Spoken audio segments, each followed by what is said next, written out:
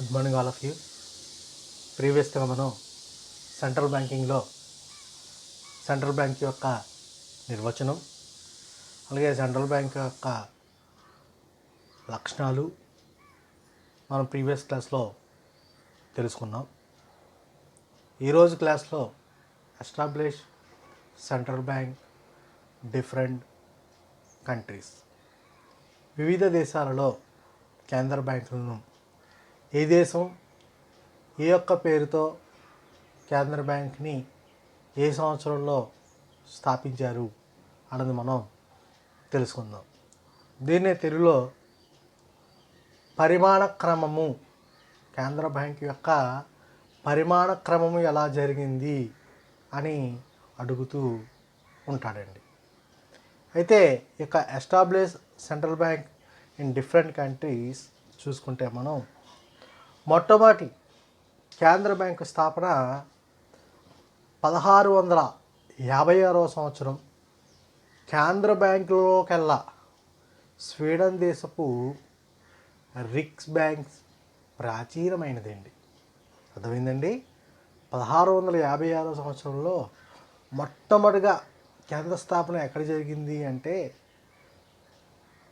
రిక్స్ కేంద్ర బ్యాంకు ప్రాచీనదేని చెప్తుంది. ఎక్కడ స్థాపించారు అంటే ఇది స్వీడన్ దేశపు రిక్స్ బ్యాంక్స్ అన్నది ప్రాచీనమైనదని చరిత్రలో మనకి తెలుపుతుందండి.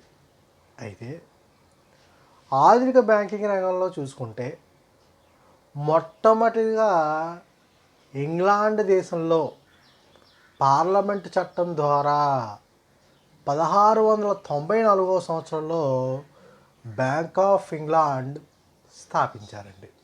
అంటే చరిత్రలో స్వీడన్ దేశపు రిక్స్ బ్యాంక్స్ ప్రాచీనత అయితే మనకి ఆధునిక యుగంలో ఒక పార్లమెంటు చట్టం ద్వారా స్థాపించిన బ్యాంక్ ఏది అంటే బ్యాంక్ ఆఫ్ ఇంగ్లాండ్ ఇన్ 1694. అలాగే ప్రపంచంలో ఇంకొన్ని దేశాలలో కేంద్ర బ్యాంకుల స్థాపన మనం చూసుకుంటే యూరప్, ఆసియా, ఆఫ్రికా లాంటి దేశాలు 19వ శతాబ్దంలోనే కేంద్ర బ్యాంకులను స్థాపించాయండి. అంటే మనకి 19వ శతాబ్దం వచ్చేటప్పటికే యూరప్ అవ్వచ్చు, ఆసియా అవ్వచ్చు, ఆఫ్రికా అవ్వచ్చు, ఇలాంటి దేశాలు అన్ని దేశాల్లో కూడా 19వ శతాబ్దం నాటికే కేంద్ర బ్యాంకులు అన్నీ కూడా స్థాపించాయండి. అలా చూసుకుంటే ఇంకొన్ని దేశాలు చూసుకుంటే మనం 1800వ సంవత్సరం వచ్చేటికి ఫ్రాన్స్ దేశంలో బ్యాంక్ ఆఫ్ ఫ్రాన్స్ స్థాపించారండి. ఇప్పుడు 18వ సంవత్సరం వచ్చేటికి. కానీ వీటి యొక్క మేనేజ్మెంట్ కానీ దీని యొక్క నిర్వహణ కానీ పరిపాలన అంతా కూడా ఎక్కడ ఉండేది అంటే ప్యారిస్ నగరంలో ఉండేదండి. ఏంటి, ఫ్రాన్స్ దేశం సంబంధించిన బ్యాంక్ ఆఫ్ ఫ్రాన్స్ స్థాపించినప్పటికీ దాని యొక్క కార్యాలయం అన్నీ చూసినప్పటికీ ప్యారిస్ నగరంలో ఉన్నాయని మనం చెప్పవచ్చండి. అలాగే 1856వ సంవత్సరంలో స్పెయిన్ దేశస్థులు స్థాపించారండి. అలాగే స్టేట్ బ్యాంక్ ఆఫ్ రష్యా దేశంలో 1860వ సంవత్సరంలో ఈ యొక్క స్టేట్ బ్యాంక్ ఆఫ్ రష్యాని స్థాపించినట్టు చరిత్రలో మనకి తెలుస్తుందండి. అలాగే జర్మన్ దేశస్థులు 1875వ సంవత్సరంలో the rich bank of Germany, 1875 సంవత్సరంలో the rich bank of Germany. అలాగే ఇటలీ దేశస్థులైతే 1883వ సంవత్సరంలో బ్యాంక్ ఆఫ్ ఇటలీ. అలాగే మరికొన్ని దేశాలైన జీవా, సిరియా, టర్కీ, పోర్చుగల్, రుమానియా వంటి దేశాలు కూడా ఈ యొక్క దగ్గర సంవత్సరాల్లోనే వాటి యొక్క కేంద్ర బ్యాంకుల స్థాపన అన్నది జరిగిందని మనం చెప్పచ్చండి. అలాగే 1945వ సంవత్సరంలో సెంట్రల్ బ్యాంక్ ఆఫ్ బ్రెజిల్ దేశస్థులు ఎస్టాబ్లిష్ చేయడం జరిగిందండి. ఇప్పుడు 1945లో central bank of Brazil establish in Brazil country. అలాగే 19th సెంచరీ చూసేప్పటికి Australia central bank of Australia establish చేయడం జరిగిందండి. అలాగే శ్రీలంక కంట్రీ అయితే 1923వ సంవత్సరంలో సెంట్రల్ బ్యాంక్ ఆఫ్ కొలంబియా 1923వ సంవత్సరంలో సెంట్రల్ బ్యాంక్ ఆఫ్ కొలంబియా. అలాగే China people's of China bank అయితే 1934వ సంవత్సరంలో ఈ యొక్క బ్యాంక్ని చైనా దేశస్థులు స్థాపించినట్టు తెలుస్తుందండి. అలాగే 1913వ సంవత్సరంలో అమెరికాలో నెలకొల్పిన ఫెడరల్ రిజర్వ్ బ్యాంక్ సిస్టమ్ కేంద్ర బ్యాంకుకి ప్రాతినిధ్యం వహించిందని చెప్తుందండి. 1913వ సంవత్సరంలో అమెరికాలో నెలకొల్పిన ఫెడరల్ రిజర్వ్ సిస్టమ్ కేంద్ర బ్యాంకుకు ప్రాతినిధ్యం వహిస్తుందని మనం చెప్పచ్చండి. ఇలాగా ఒక్కొక్క దేశము వాటి యొక్క కేంద్ర బ్యాంకుల్ని ఎస్టాబ్లిష్ చేసుకోవడం మనకి తెలుస్తుంది. అలాగే మన ఇండియాలో వచ్చేప్పటికి ఆ యొక్క ఎస్టాబ్లిష్మెంట్ అనేది కేంద్ర బ్యాంక్ యొక్క ఎస్టాబ్లిష్ అన్నది ఎలా జరిగిందో ఒకసారి మనం అది కూడా ఒకసారి డిస్కస్ చేసుకుందాం.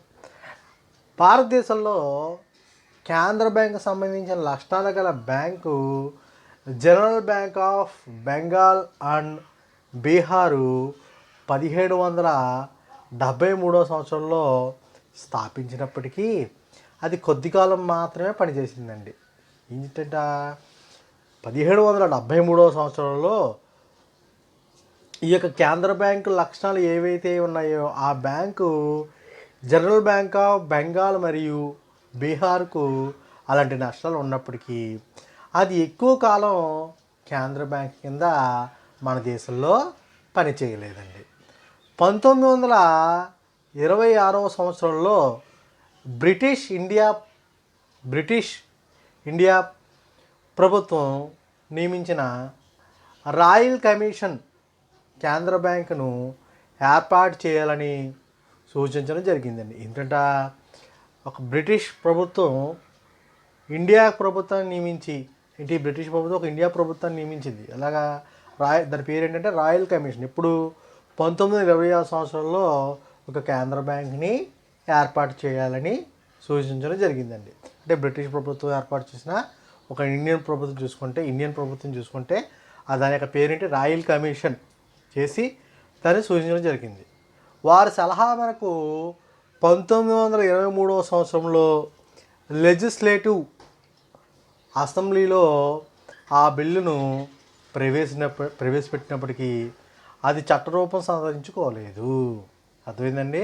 సో వాళ్ళు రిఫర్ చేశారు, ఎవరు రాయల్ కమిషన్ వారు రిఫర్ చేశారు భారతదేశానికి కేంద్ర బ్యాంకు అవసరం అని. సో దీన్ని లెజిస్లేటివ్ అసెంబ్లీలో ఈ బిల్లును ప్రవేశపెట్టినప్పటికీ ఇది చట్టరూపం సంతరించుకోలేదు.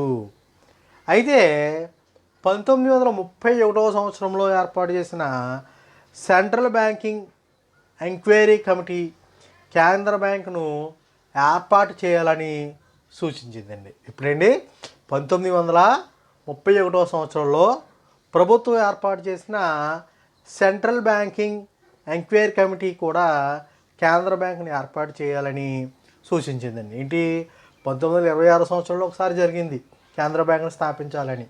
దాన్ని తర్వాత కాలంలో అసెంబ్లీలో ప్రవేశపెట్టారు. కానీ మళ్ళీ 1931లో సెంట్రల్ బ్యాంక్ ఎంక్వైరీ కమిటీ కూడా కేంద్ర బ్యాంక్ స్థాపించాలని సూచించిందండి. అంటే 1931 సంవత్సరంలో దీన్ని సూచించిన అప్పుడు దీన్ని అమల్లో తీసుకుని ఈ కంపెనీ సూచనల ఫలితంగా 1933లో లెజిస్లేటివ్ అసెంబ్లీలో ఆ బిల్లును ప్రవేశపెట్టి రిజర్వ్ బ్యాంక్ ఆఫ్ ఇండియా చట్టంగా 1934వ సంవత్సరంలో రిజర్వ్ బ్యాంక్ ఆఫ్ ఇండియాగా ఈ చట్టం రూపుదాల్చిందని మనం చెప్పచ్చండి. అయితే 1935వ సంవత్సరం ఏప్రిల్ 1వ తేదీన కలకత్తా కేంద్రంగా ఈ యొక్క రిజర్వ్ బ్యాంక్ ఆఫ్ ఇండియా స్థాపించడం జరిగిందండి. అయితే 1937వ సంవత్సరం నాటికి ముంబై కేంద్రంగా ఈ యొక్క కేంద్ర బ్యాంకుని మార్చారని మనం చెప్పచ్చండి.